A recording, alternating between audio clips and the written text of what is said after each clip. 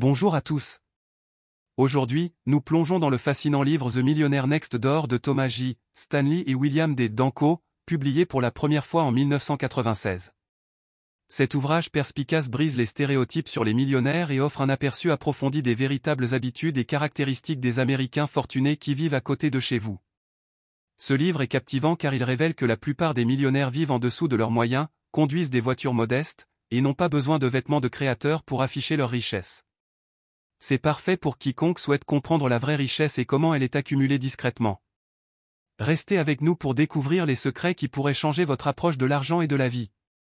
Étape 1. Rencontrez le millionnaire d'Alexandra Côté. Le premier chapitre présente la surprenante réalité des véritables millionnaires en Amérique.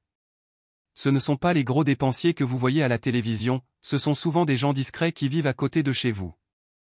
Ce chapitre met en lumière les mythes courants sur la richesse et souligne que les véritables millionnaires sont généralement autodidactes et économes. Étape 2. Frugal, frugal, frugal. Ici, l'accent est mis sur la manière dont les millionnaires gèrent leurs finances. Ils évitent les dépenses extravagantes et privilégient l'épargne et l'investissement. Ce n'est pas combien vous gagnez qui compte, mais combien vous conservez et comment vous le faites fructifier. Des exemples pratiques incluent la conduite de voitures d'occasion et l'évitement des articles de luxe coûteux qui se déprécient.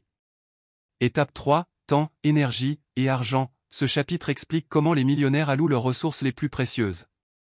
Contrairement aux consommateurs typiques, les millionnaires investissent beaucoup d'énergie dans la gestion de leurs finances et la planification de leur avenir, ce qui inclut la prise de temps pour comprendre les investissements et les tendances du marché.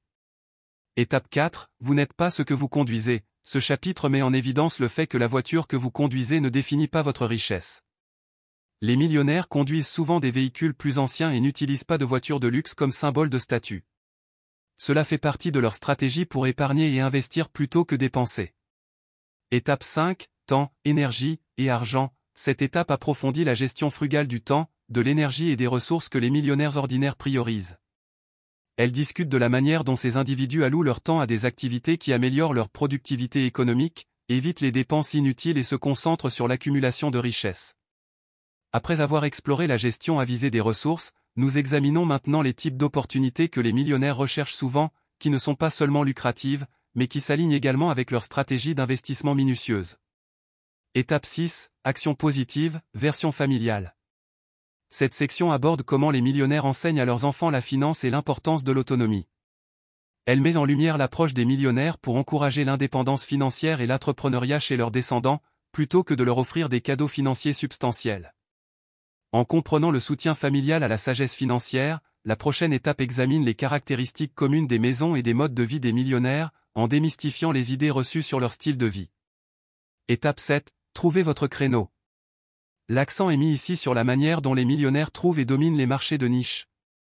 Il est question de leur approche pour identifier des marchés sous-desservis ou spécialisés, où ils peuvent utiliser leurs compétences pour créer ou tirer parti des opportunités, maximisant ainsi leurs gains. Après avoir appris comment les millionnaires trouvent leur créneau économique idéal, nous passons à leur comportement d'investissement, en particulier la manière dont ils gèrent les conseillers financiers et la planification financière. Étape 8. Emploi, millionnaires contre héritiers.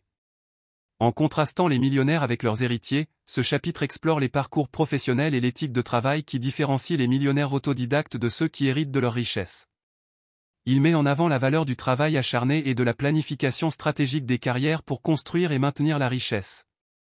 En conclusion de notre exploration de The Millionaire Next Door, il est clair que le livre offre des perspectives profondes sur le mode de vie simple mais discipliné des véritables millionnaires. Ces individus privilégient la frugalité, l'investissement et la réussite financière acquise par soi-même plutôt que des démonstrations ostentatoires de richesse. Qu'avez-vous trouvé de plus surprenant dans les habitudes et les stratégies des millionnaires ? Partagez vos pensées et vos idées dans les commentaires pour rejoindre la discussion. Si vous avez trouvé ce résumé utile, n'oubliez pas de liker, partager et vous abonner pour plus de résumés de livres perspicaces.